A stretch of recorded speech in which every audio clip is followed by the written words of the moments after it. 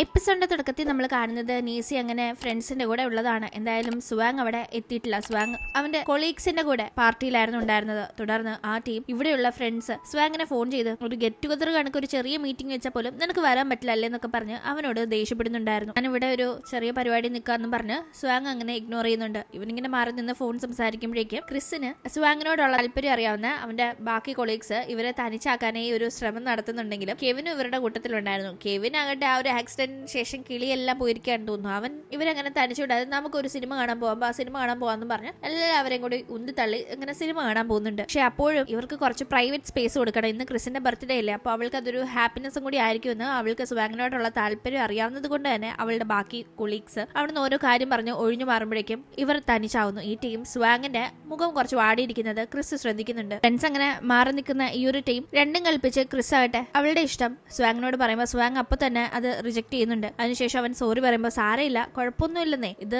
ഞാൻ എന്റെ ബർത്ത്ഡേക്ക് കിട്ടിയ ഒരു ഗിഫ്റ്റ് ആയിട്ട് കണക്കാക്കിക്കോളാം, എന്തായാലും എനിക്ക് നിനക്കൊരു സർപ്രൈസ് തരാനുണ്ടെന്ന് പറഞ്ഞു. അവളാകട്ടെ ലിൻ സ്വാങ് പറഞ്ഞ കണക്ക് നീസയുടെ ലവർ ഒന്നും അല്ല, അതുകൊണ്ട് അവൻ ഇനിയും ഒരു ചാൻസ് ഉണ്ട്, എങ്ങനെയും അവളെ സ്വന്തമാക്കിക്കോന്നെല്ലാം അവനെ വിഷ് ചെയ്യുമ്പോഴേക്കും അവൻ ഓൾറെഡി ഇത് ഡൗട്ട് ഉണ്ടായിരുന്നു, ചെറുതായി കേട്ടിരുന്നു. പക്ഷെ കൂടുതൽ ഡീപ്പായിട്ട് അറിയാൻ വേണ്ടി അത് അവനോട് പറഞ്ഞുകൊണ്ട് വന്ന കെവിനോട് ചോദിച്ചപ്പോൾ കെവിനൊന്നും ഓർമ്മയില്ലല്ലോ. ഇപ്പോൾ ക്രിസ് ആ കാര്യങ്ങൾ അവനോട് പറയുന്നുണ്ട്. അപ്പോഴേക്കും അങ്ങനെ മാറി നിന്ന ഫ്രണ്ട്സ് ആകട്ടെ തിരിച്ചെത്തുമ്പോഴേക്കും സ്വാങ്ങിന് വീണ്ടും അവന്റെ ആ പഴയ ഫ്രണ്ട്സിന്റെ കോള് വരുന്നുണ്ടായിരുന്നു. സ്വാങ്ങിനെ അങ്ങോട്ടേക്ക് വിളിച്ച ഫ്രണ്ട് ഞങ്ങളിതേ ഇവിടുത്തെ പാർട്ടി കഴിഞ്ഞ് കരോക്കിക്ക് പോകാൻ നീ വരുന്നെങ്കിൽ വന്നു എന്ന് പറഞ്ഞ് വീണ്ടും വിളിക്കുമ്പോൾ ഇത് കേൾക്കുന്ന ക്രിസ് അവനെ പോകാനെ എൻകറേജ് ചെയ്യുമ്പോൾ തുടർന്ന് അവൻ ആ ഫ്രണ്ട്സിന്റെ അടുത്തേക്ക് പോകുന്നുണ്ട്. അവൻ ഇപ്പോൾ ഉള്ള ഈ സ്ഥലത്ത് അധികം ദൂരമില്ല അവന്റെ മറ്റേ ഫ്രണ്ടിന്റെ പാർട്ടി നടക്കുന്നിടത്തേക്ക്. അവൻ അങ്ങോട്ടേക്ക് പോകുമ്പോൾ ക്രിസിന് അവൻ തന്നെ റിജക്ട് ചെയ്തതിന്റെ പേരിൽ ഭയങ്കര സങ്കടം ഉണ്ടെങ്കിലും അവൾ അത് അങ്ങ് വിട്ട് കളയാൻ ശ്രമിക്കുകയാണ്. അപ്പോഴേക്കും നീസിയും ബാക്കി ഫ്രണ്ട്സും റെസ്റ്റോറന്റിൽ നിന്ന് ഫുഡൊക്കെ കഴിച്ച് അടുത്ത ഒരു കരോക്കിക്ക് പോകുന്ന ടീം റോങ് ആകട്ടെ ഞാൻ വരുന്നുണ്ടെന്ന് ആ ബർത്ത്ഡേ ഗേളിന് മെസ്സേജ് അയക്കുന്നുണ്ട്. അവൾ ആ കാര്യം വേഗം തന്നെ നീസിയോട് പറയുന്നു. ബർത്ത്ഡേ ഗേളിന്റെ പേര് ഏഞ്ചൽ എന്നാണ്. അങ്ങനെ ഏഞ്ചൽ ആ കാര്യം പറയുമ്പോൾ സാരമില്ല, എനിക്ക് കുഴപ്പമൊന്നുമില്ല, റോങ്ങും വരട്ടെ എന്ന് നീസി പറയുന്നുണ്ടായിരുന്നു. അങ്ങനെ കരോക്കി ബാറിൽ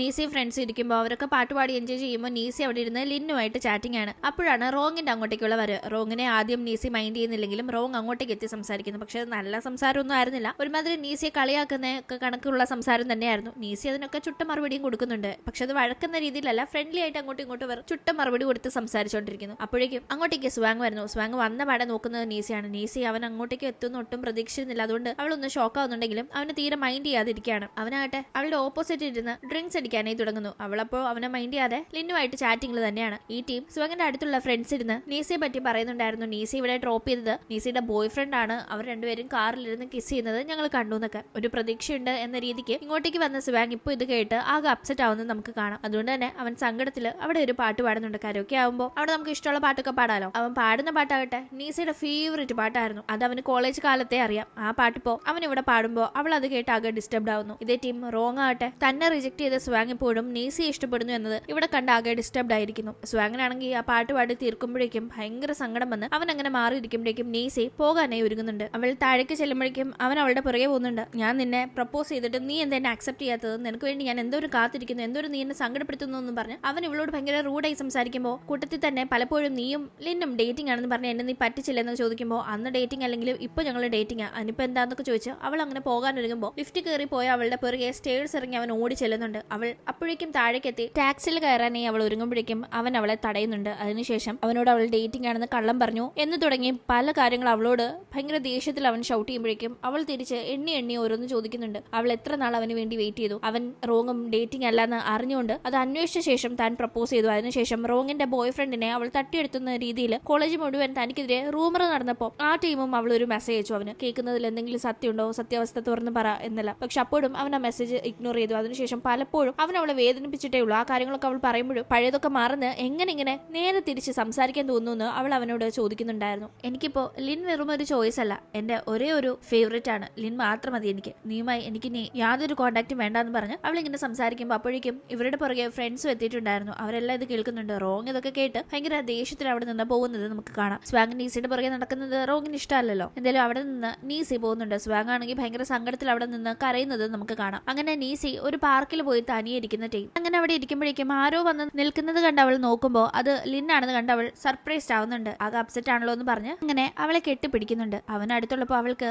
സങ്കടങ്ങളൊക്കെ മാറി ഒരു ആശ്വാസം ആവുമ്പോഴേക്കും അത് മനസ്സിലാക്കുന്ന അവൻ അതെ എന്റെ കൂടെ രണ്ടുപേര് വന്നിട്ടുണ്ട് പരിചയപ്പെടാന്ന് പറഞ്ഞ് അവളെ കാണിക്കുമ്പോഴാണ് അവിടെ രണ്ടുപേർ നിൽക്കുന്നത് നീസി കാണുന്നത്. അത് ലിന്നിന്റെ ആ ഒരു പ്രൊഫസറും ആളുടെ ഹസ്ബൻഡും ആയിരുന്നു. എന്തായാലും ഇവരിങ്ങനെ കെട്ടിപ്പിടിച്ച് പിടിച്ചു നിൽക്കുന്ന അത്രയും നേരം അവർ അവിടെ തന്നെ നിൽപ്പുണ്ടായിരുന്നു. നീസി ആകട്ടെ ലിന്നിന്റെ കൂടെ അവരെ പരിചയപ്പെടുന്നൊക്കെ ഉണ്ട്. അങ്ങനെ അതിനൊക്കെ ശേഷം ലിന്നിന്റെ കൂടെ നീസി പോകുമ്പോൾ ലിന്നാകട്ടെ ഈ മെന്ററിനെ കണ്ട കാര്യവും അവരോട് സംസാരിച്ച ഒരു റിസർച്ചിന്റെ ഭാഗമാകാനായി സമ്മതിച്ച കാര്യമൊക്കെ വളരെ ഹാപ്പിയായി പറയുന്നുണ്ട്. ഇതൊക്കെ കേൾക്കുന്ന നീസി അവന്റെ സന്തോഷത്തിൽ പങ്കുചേരുന്നുണ്ടെങ്കിലും അവളുടെ മനസ്സിൽ സ്വാങ്ങിനെ ഇപ്പൊ കണ്ടതും നടന്നതുമായ കാര്യങ്ങളൊക്കെ പറയണമെന്നുണ്ട്. ഇനി അത് പറഞ്ഞാൽ ഈ ഒരു സന്തോഷം ലിന്നിന് പോയാലോ, അവനാകെ ഹാപ്പി ആയിട്ടിരിക്കുകയാണ്, വെറുതെ അപ്സെറ്റ് ആക്കണ്ട എന്ന് കരുതി അവളത് പറയുന്നില്ല. അങ്ങനെ പിന്നീട് നമ്മൾ കാണുന്നത് നീസിയും ലിന്നും നീസിയുടെ ആന്റിയും കൂടി പുതിയ പ്രോജക്റ്റിന്റെ ഭാഗമായി കണ്ടുമുട്ടുന്നുണ്ട്. നീസിയുടെ ആന്റി മറ്റൊരു കമ്പനിയുടെ സിഇഒ ആണ്. അങ്ങനെ ആ കമ്പനി ഈ കമ്പനി ഒന്നിച്ചൊരു പ്രോജക്ട് ചെയ്യാനായിട്ട് ഇവർ കണ്ടുമുട്ടുമ്പോൾ അവിടെ മിസ്റ്റർ ചെൻ വന്നിട്ടുണ്ടായിരുന്നു. അതായത് ലിന്നിന്റെ അങ്കിളുടെ മകൻ. ചെന്നിന്റെ പി ആയിട്ടാണ് റോങ് വർക്ക് ചെയ്യുന്നത്. അതുകൊണ്ട് തന്നെ അവിടെ റോങ്ങും അയാളുടെ കൂടെ ഉണ്ട്. അവിടെ വെച്ച് ചെന്നാകട്ടെ വീണ്ടും ലിന്നിനെ അപമാനിക്കുന്ന രീതിയിൽ സംസാരിക്കുന്നുണ്ട്. ലിന്നിന്റെ കൂടെ വന്നിരിക്കുന്ന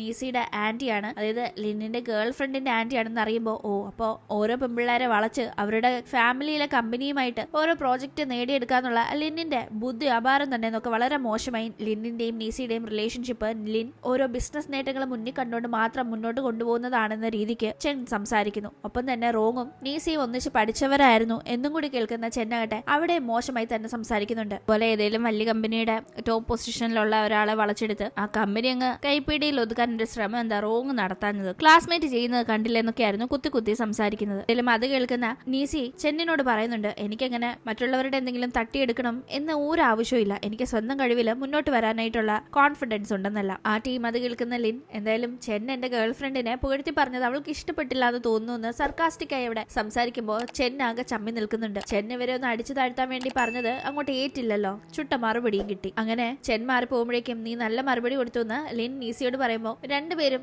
നല്ല രീതിയിൽ തന്നെ ചുണക്കുട്ടികളായിട്ട് തിരിച്ച് സംസാരിച്ചു എന്ന് ചെന്നിന് അത് തന്നെ വേണമായിരുന്നു എന്ന രീതിക്ക് അത് കേട്ട് നിന്നിരുന്ന ആന്റിയും പറയുന്നുണ്ട്. ചെന്നാകട്ടെ അപ്പോഴേക്കും റോങ്ങിനോട് നിനക്കറിയാവുന്ന പെണ്ണല്ലേ ഇത്, അപ്പൊ എന്തായാലും അവരെന്തിനാ ഇവിടെ വന്നതെന്ന്, എന്താ പ്രോജക്റ്റ് കാര്യങ്ങളുടെ ഡീറ്റെയിൽസ് ഒക്കെ എത്രയും പെട്ടെന്ന് അന്വേഷിച്ച് എനിക്ക് പറഞ്ഞു തരണമെന്ന്. അങ്ങനെ ഇവിടെ കാര്യങ്ങൾ നടക്കുമ്പോഴേക്കും സ്വാങ് ആവട്ടെ അവന്റെ ജോലി സ്ഥലത്ത് എത്തുമ്പോൾ ഒരു സ്റ്റാഫ് അവനോട് പറയുന്നുണ്ട്, നിനക്കിപ്പോ പ്രൊമോഷൻ കിട്ടിയതിനെ പറ്റി ഇവിടെ ഒരു റൂമർ നടക്കുന്നുണ്ടെന്ന്. എന്ത് റൂമർ എന്ന് മനസ്സിലാവാതെ അവൻ ചോദിക്കുമ്പോൾ ട്രിപ്പ് പോയിരുന്നല്ലോ സ്വാങ്ങും അവന്റെ കൊളീഗ്സും ഒക്കെ തന്നെ. ആ ടീം സ്വാങ്ങിനും അപകടം പറ്റിയ കെവിനും ആക്ച്വലി ഒരു വാക്ക് തർക്കം നടന്നിരുന്നു. അത് അവർ രണ്ടുപേരും കോമൺ ആയി ഇഷ്ടപ്പെടുന്ന ക്രിസിനെ പറ്റിയാണെന്നും അങ്ങനെ ആ അടിപിടിയിലാണ് കെവിന് പരിക്ക് പറ്റിയതെന്നും പക്ഷെ ആ കുറ്റബോധത്തിൽ സ്വാങ് കെവിനെ പരിചരിച്ചെന്നും അതിന്റെ ഫലമായിട്ടാണ് അവന് പ്രൊമോഷൻ കിട്ടിയതെന്നും ഒക്കെ ഇങ്ങനെ ഒരു സംസാരം പറയുമ്പോഴേക്കും സ്വാങ് ആകെ അപ്സെറ്റ് ആവുന്നുണ്ട്. കാരണം അതിൽ ഒരു തരിമ്പ് പോലും സത്യമില്ല. എന്തായാലും അവന്റെ ബോസ് തൊട്ട് ചെറിയ ചെറിയ സ്റ്റാഫ്സ് വരെ ഓഫീസിൽ ഇത് തന്നെ പറയുന്നു. അത് സ്വാങ്ങിനെ അപ്സെറ്റ് ആക്കുന്നുണ്ട്. ഫുഡ് കഴിക്കാനായി ഇരിക്കുമ്പോൾ പോലും ഒരു സംസാരം തന്നെ വരുമ്പോൾ എന്തുകൊണ്ട് ഇങ്ങനെ ഒരു റൂമർ ഇപ്പൊ വന്നതെന്ന് അറിയില്ലാന്ന് കെവിൻ പറയുന്ന ടീം അത് സാരമില്ല, നീ ഒന്നും കാര്യമാക്കണ്ടെന്ന് കെവിനെ സമാധാനിപ്പിക്കാനായി സ്വാങ് പറയുന്നുണ്ടെങ്കിലും അവനാകെ ഡിസ്റ്റർബ്ഡ് ആണ്. ആ കൂട്ടത്തിൽ ക്രിസ് ആകട്ടെ എന്ത് ചെയ്യാനാ, ഞാനും ഈ റൂമറിന്റെ ഭാഗമായി, ഞാൻ ഇനി ഇവിടെ ജോലി ചെയ്യുന്നിടത്തോളം കാലം ഇത് ഞാൻ കേൾക്കേണ്ടി വരുമല്ലോ എന്നൊക്കെ ഭയങ്കര സങ്കടത്തിൽ പറയുന്നുണ്ടായിരുന്നു. അങ്ങനെ ഈ റൂമർ ഭയങ്കരമായി അലട്ടുന്ന സ്വാങ് ആകട്ടെ ആലോചിക്കുന്നത് നീസിയെ പറ്റിയാണ്. കോളേജിൽ വെച്ച് അവൾക്ക് ഇതുപോലെ പല റൂമറും കേൾക്കേണ്ടി വന്നിട്ടുണ്ടായിരുന്നല്ലോ. അതിന്റെയൊക്കെ സത്യാവസ്ഥ സ്വാങ്ങിന് അറിയാമെങ്കിലും അവൻ അവളെ ഒന്ന് സഹായിക്കാനോ തിരിഞ്ഞു നോക്കാനോ പോലും മാറ്റയും പല കാരണങ്ങൾ കൊണ്ടാണെങ്കിൽ പോലും മെനക്കെട്ടിട്ടുണ്ടായിരുന്നില്ല. എന്തായാലും ഭയങ്കര കുറ്റബോധം തോന്നുന്ന അവനാകട്ടെ വേഗം തന്നെ നീസിക്ക് സോറി മെസ്സേജ് അയക്കാന്ന് കരുതി ടൈപ്പ് ചെയ്യുന്നുണ്ടെങ്കിലും സെൻഡ് ചെയ്യാൻ കഴിയാതെ ആകെ അപ്സെറ്റ് ആയിരിക്കുകയാണ്. അവളെ പറ്റി ആലോചിച്ച് ഭയങ്കരമായി സങ്കടപ്പെടുന്ന അവൻ അടുത്ത ദിവസം രാവിലെ തന്നെ ജിയാങ്ങിനെ കാണാനായി പോകുന്നുണ്ട്, നമ്മുടെ നീസിയുടെ കസിനെ. നമുക്കൊന്ന് ഫുഡ് കഴിക്കാൻ പോകാന്ന് പറഞ്ഞ് ജിയാങ്ങിനെ സ്വാങ് പുറത്തേക്ക് വിളിച്ചോണ്ട് പോകുന്നതാണ് നമ്മൾ കാണുന്നത്. പിന്നീട് നമ്മൾ നീസിയെ കാണുമ്പോഴേക്കും അവൾ കമ്പനിയുടെ ഒരു സൈറ്റിൽ നിൽക്കാണ്. അവിടുത്തെ കാര്യങ്ങളൊക്കെ തന്നെ ഫോട്ടോ എടുത്ത് ലിന്നിനെ അപ്ഡേറ്റ് ചെയ്യുന്നുണ്ട്. അങ്ങനെ ലിൻ രാവിലെ തന്നെ സൈറ്റിലെത്തിയല്ലോ, ഞാനും വരാമെന്ന് പറഞ്ഞ മെസ്സേജ് അങ്ങനെ അവർ സംസാരിക്കുന്നതിന്റെ ഇടയിൽ ജിയാങ് ആകട്ടെ നീസിയെ വിളിക്കുന്നുണ്ട്. സ്വാങ് തന്നെ കാണാൻ വന്നതും ഫുഡ് മേടിച്ചു തന്നെന്നും ആ ടീം തന്നോട് കുറെ സംസാരിച്ചെന്നും പറയുന്ന ജിയാങ് ആകട്ടെ കോളേജ് പഠനത്തിന് ശേഷം ജിയാങ് വിളിച്ചോണ്ട് പോയില്ലേ നീസി ഒരു വിദേശ ട്രിപ്പിന്. ആക്ച്വലി ആ ടീം നീസി അന്വേഷിച്ച് സ്വാങ് വീട്ടിൽ വന്നിരുന്നെന്നും പക്ഷെ മെയ്ഡ് തെറ്റി പറഞ്ഞു, അവളിങ്ങനെ ട്രിപ്പ് പോയതല്ല മറിച്ച് ഉപരിപഠനത്തിന് പോയതാണെന്ന് മെയ്ഡിന്റെ വർത്താനം കേട്ട് വിചാരിച്ചതുകൊണ്ടാണ് സ്വാങ് നീസിയോട് പിന്നെ കോണ്ടാക്ട് ചെയ്യാതിരുന്നത്. ഒരു പക്ഷെ അന്ന് ട്രിപ്പ് പോയില്ലായിരുന്നെങ്കിൽ നീസി ആഗ്രഹിച്ച കണക്ക് അങ്ങനെ കിട്ടുമായിരുന്നല്ലോ, ഞാൻ ട്രിപ്പ് വിളിച്ചോണ്ട് പോയത് തെറ്റായി പോയെന്നൊക്കെ പറഞ്ഞ് ജിയാങ് സംസാരിക്കുമ്പോൾ ഒരു തെറ്റുമില്ല, എനിക്ക് വരേണ്ടത് എന്നിലേക്ക് തന്നെ വന്നു ചേർന്നു. എന്റെ ലൈഫിൽ സ്വാങ്ങിനെ ഞാൻ ഇഷ്ടപ്പെട്ടിരുന്ന സമയത്ത് എനിക്ക് സങ്കടങ്ങൾ മാത്രമേ ഉണ്ടായിട്ടുള്ളൂ. പക്ഷേ ഇപ്പോഴാണ് ഞാൻ ആ ഹാപ്പിനെസ് ലവ് എന്താണെന്ന് ഒക്കെ അറിയുന്നത്. ഇപ്പൊ എന്റെ ലൈഫിൽ ഒരു സൺഷൈൻ വന്ന് കിടക്കുണ്ടെന്നെല്ലാം അവൾ പറഞ്ഞുകൊണ്ടിരിക്കുന്ന അതേ ടീം തന്നെ അവളുടെ അടുത്തേക്ക് ലിൻ നടന്നു വരുന്നുണ്ടായിരുന്നു. അവൾ പറഞ്ഞത് അക്ഷരാർത്ഥത്തിൽ ശരിയാണെന്ന് തോന്നിപ്പിക്കുന്ന രീതിയിൽ ഈ ഹാപ്പിനെസ്സും ഈ ഒരു തിളക്കവും മതി എന്റെ ലൈഫിനെന്ന് പറഞ്ഞ് അവളങ്ങനെ കോള് കട്ട് ചെയ്ത് വളരെ ഹാപ്പിയായി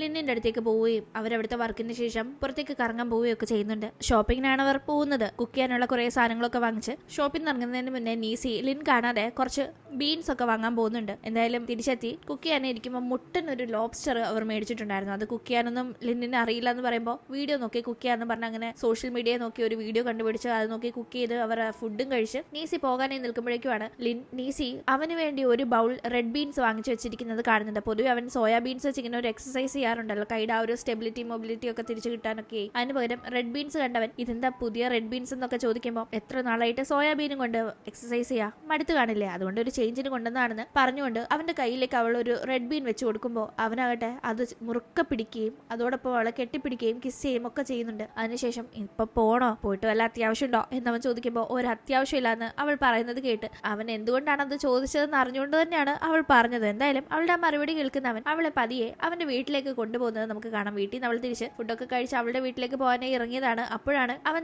തിരിച്ച് വീണ്ടും അവന്റെ വീട്ടിലേക്ക് അവളെ കൊണ്ടുപോകുന്നത്. അങ്ങനെ അവർ ഹാപ്പിയായി അന്ന് ഒന്നിച്ച് ടൈം സ്പെൻഡ് ചെയ്തു എന്നത് തീർച്ച. പിന്നീട് ഹെക്ടിക് വർക്കായിരുന്നു ലിന്നിനും നീസിക്കും ഉണ്ടായിരുന്നത്. അവർ ആന്റിയുടെ കമ്പനിയുമായി ചേർന്ന് ചെയ്യുന്ന ഒരു പ്രോജക്റ്റിന്റെ കാര്യങ്ങൾക്കൊക്കെ നീസി വളരെയധികം ഹാർഡ് വർക്ക് ചെയ്ത് അത് നല്ല രീതിയിൽ ചെയ്യുന്നതൊക്കെ നമുക്ക് കാണാം. അതുകൊണ്ട് തന്നെ വീക്കെൻഡ് ആകുമ്പോഴേക്കും രണ്ടുപേരും നന്നായി തന്നെ റെസ്റ്റ് എടുക്കുന്നുണ്ട്. ഒന്നിച്ച് ബുക്കൊക്കെ വായിച്ച് അങ്ങനെ ടൈം സ്പെൻഡ് ചെയ്തിരിക്കുമ്പോഴേക്കും കുറെ നേരം ബുക്ക് വായിച്ചു കഴിയുമ്പോൾ നീസിക്ക് ബോർ അടിക്കുന്നുണ്ട്. എത്ര നേരമായിട്ട് ബുക്ക് വായിക്കാൻ, എനിക്ക് ബോർ അടിക്കുന്നു എന്ന് അവൾ പറയുമ്പോൾ നീയല്ലേ ബുക്ക് വായിച്ചിരിക്കാൻ ഐഡിയ പറഞ്ഞത്, ഞാൻ അപ്പോഴേ പുറത്തു പോവാം എൻജോയ് ചെയ്യാന്ന് പറഞ്ഞല്ലേ എന്ന് ലിൻ ചോദിക്കുമ്പോൾ എന്നാലും കുറച്ചു നേരം വായിക്കാന്ന് ഞാൻ വിചാരിച്ചു, ഇത്രയും നേരം ബുക്ക് വായിച്ചിരുന്ന ബോർ ആവില്ല എന്ന് പറഞ്ഞവൾ എന്റെ ബോധം പോയെന്ന് മട്ടിൽ വളരെ ടയേർഡായി അവിടെ കിടക്കുമ്പോഴേക്കും ഈ അസുഖത്തിനുള്ള മരുന്ന് എന്റെ കയ്യിലുണ്ടെന്നും പറഞ്ഞ് അവളെ കിസ് ചെയ്യുമ്പോഴേക്കും ഓഹോ പേഷ്യൻസിനെ ഇങ്ങനെയാണോ ട്രീറ്റ് ചെയ്യുക, ഇതെന്തോന്നും മരുന്നെന്നല്ല നീസി ലിന്നിനെ കളിയാക്കുമ്പോൾ എല്ലാ പേഷ്യൻസിനുള്ള മരുന്നല്ല, മറിച്ച് ഇതെന്റെ ഒരു റിസർച്ച് ആണെന്ന് അവൻ പറയുമ്പോൾ ഓഹോ ഞാൻ റിസർച്ച് ചെയ്യാനായിട്ടുള്ള ഒരു മെറ്റീരിയൽ ആണോ എന്ന് അവൾ തിരിച്ച് ചോദിക്കുമ്പോൾ നീ ഒരു ഒബ്ജക്റ്റോ മെറ്റീരിയലോ ഒന്നും അല്ല, മറിച്ച് എന്റെ റിസർച്ച് പാർട്ട്ണർ ആണെന്നും പറഞ്ഞവൻ വീണ്ടും ടെസ്റ്റ് ചെയ്യാനാണെന്നും പറഞ്ഞ് അവളെ കിസ് ചെയ്യുന്നുണ്ടായിരുന്നു. അങ്ങനെ കുറെ നേരത്തെ കിസിന് ശേഷം ടയേർഡായി മാറിയിരുന്ന് അല്പം കഴിഞ്ഞ് വീണ്ടും അവൻ അടുത്തേക്ക് വരാനേ ഒരുങ്ങുമ്പോൾ ഇന്നത്തെ റിസർച്ചും ടെസ്റ്റും ഒക്കെ കഴിഞ്ഞു, അത്രയും മതിയെന്ന് അവനോട് പറയുന്നുണ്ടായിരുന്നു. എന്തായാലും അതിന്റെ ഇടയിൽ അവർ പിന്നെ കമ്പനിയെ പറ്റിയൊക്കെ സംസാരിക്കുന്നുണ്ട്. കമ്പനിയുടെ ഇപ്പോഴത്തെ പേര് ശരിയല്ല, നമുക്ക് ഈ പേര് ഭാവിയിൽ മാറ്റേണ്ടി വരും എന്നൊക്കെ പറഞ്ഞ് അവൾ അവരുടെ രണ്ടുപേരുടെയും പേരിന്റെ കുറച്ച് ഭാഗം എടുത്ത് കമ്പനിക്ക് ഒരു പേരിടുമ്പോൾ നല്ല ഐഡിയ ആണ് ലിൻ പറഞ്ഞ് ചിരിച്ചോണ്ടിരിക്കുമ്പോഴാണ് നീസിയെ മുത്തശ്ശി വിളിക്കുന്നത്. മുത്തശ്ശിന് തീരെ വയ്യ, ഭയങ്കര തലവേദനയാണ്, ഹോസ്പിറ്റലിൽ പോകണം എന്ന കാര്യം പറയുമ്പോൾ നാളെ തന്നെ ഞാൻ എത്താം മുത്തശ്ശി, എന്റെ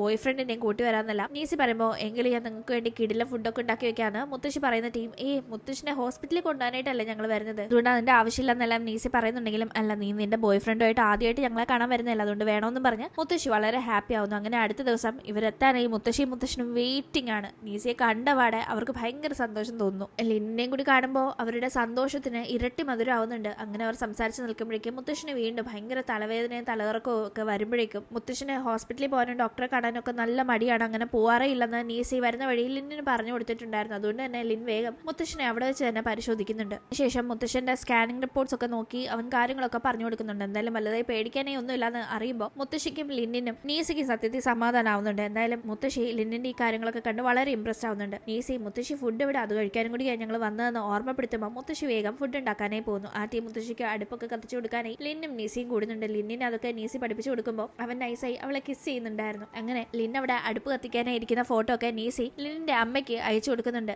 ലിന്നിനെ ഇവിടുന്ന് രക്ഷപ്പെടുത്തണമെങ്കിൽ ചോക്ലേറ്റ് വാങ്ങി തരണം എന്നൊരു കുഞ്ഞ് ക്യാപ്ഷനോടുകൂടി അത് കണ്ട് ലിന്നും ചിരിക്കുന്നു. എന്തായാലും അടുപ്പ് കത്തിച്ചിട്ട് അവർ എത്തുമ്പോഴേക്കും രണ്ടുപേരുടെ മുഖത്ത് കരിയായത് കണ്ട് മുത്തശ്ശി കളിയാക്കുമ്പോൾ രണ്ടുപേരും പരസ്പരം കരിയൊക്കെ തുടച്ചു കൊടുക്കുന്നു. അതിനുശേഷം അവർ ഫുഡ് കഴിച്ചുകൊണ്ടിരിക്കുമ്പോഴേക്കും മുത്തശ്ശിയുടെ ഒരു ഫ്രണ്ട് വിളിക്കുമ്പോൾ ഇതുപോലെ നീസിയുടെ ബോയ് ഫ്രണ്ടും വന്നിട്ടുണ്ട്. ആള് ഡോക്ടറാണ്, ആളിപ്പോ മുത്തശ്ശിനെ ചെക്ക് ചെയ്ത് കാര്യങ്ങളൊക്കെ പറഞ്ഞു എന്നൊക്കെ പറഞ്ഞ് സംസാരിക്കുമ്പോൾ ആ ഫ്രണ്ട് ആകട്ടെ അവിടെയുള്ള കുറെ പേരും കൂട്ടി ലിൻ ഒരു ഡോക്ടറാണെന്ന് കേട്ടപാടെ ആ ഒരു കാര്യങ്ങൾക്ക് വേണ്ടി ലിന്നിന്റെ അടുത്തേക്ക് എത്തുന്നുണ്ട്. അവരെല്ലാം ലിന്നിങ്ങനെ അവരുടെ റിപ്പോർട്ട്സ് ഒക്കെ നോക്കി പരിശോധിച്ചുകൊണ്ടിരിക്കുമ്പോഴേക്കും പുറത്ത് എന്തോ ഒരു ബഹളം. ചെന്ന് നോക്കുമ്പോൾ മുത്തശ്ശിയുടെ അടുത്ത് കുറച്ച് പേര് മുത്തശ്ശിയുടെ മകൻ കാശ് മേടിച്ചു എന്ന് പറഞ്ഞ് കാശ് ഡിമാൻഡ് ചെയ്തുകൊണ്ടിരിക്കുമ്പോൾ എന്റെ മകൻ കാശ് മേടിക്കാൻ ഒരു സാധ്യതയില്ല, അവനതിന്റെ ആവശ്യമില്ലെന്നല്ല മുത്തശ്ശി പറയുമ്പോഴേക്കും നീസയും അച്ഛൻ കാശ് മേടിക്കാൻ ഒരു സാധ്യതയില്ല എന്ന് പറയുമ്പോൾ അവർ കുറച്ച് ഡോക്യുമെന്റ്സ് എടുത്ത് കാണിക്കുന്നു. അത് പരിശോധിക്കുന്ന നീസയുടെ അച്ഛനല്ല കാശ് വാങ്ങിച്ചത്, മറിച്ച് വേറെ ഒരാൾക്ക് കാശ് വാങ്ങാനായി ഇവരുടെ അടുത്ത് തന്റെ അച്ഛൻ ജാമ്യം നിന്നിട്ടുണ്ട് എന്നത് നീസിക്ക് മനസ്സിലാവുന്നു. ഈ ജാമ്യം നിന്ന് കാശ് മേടിച്ചു കൊടുത്തത് വേറെ ആർക്കും അല്ല, അച്ഛന്റെ ഗേൾ ഫ്രണ്ടിന്റെ ഫാദറിന് വേണ്ടിയാണെന്നും നീസിക്ക് മനസ്സിലാവുന്നുണ്ട്. ആ ഗേൾ ഫ്രണ്ടിന്റെ അച്ഛനാവട്ടെ മേടിച്ച കാശൊക്കെ തിരിച്ചു കൊടുക്കാതെ ഇപ്പൊ എങ്ങോട്ടോ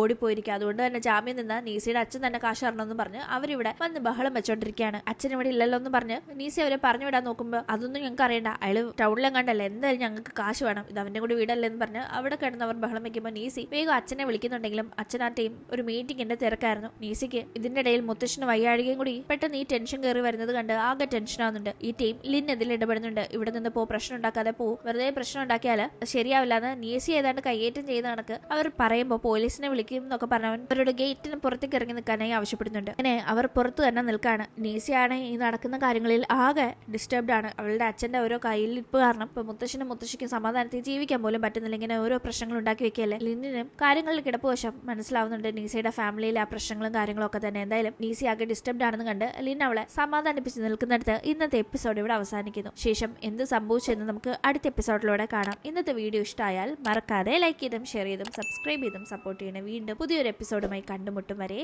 ബൈ.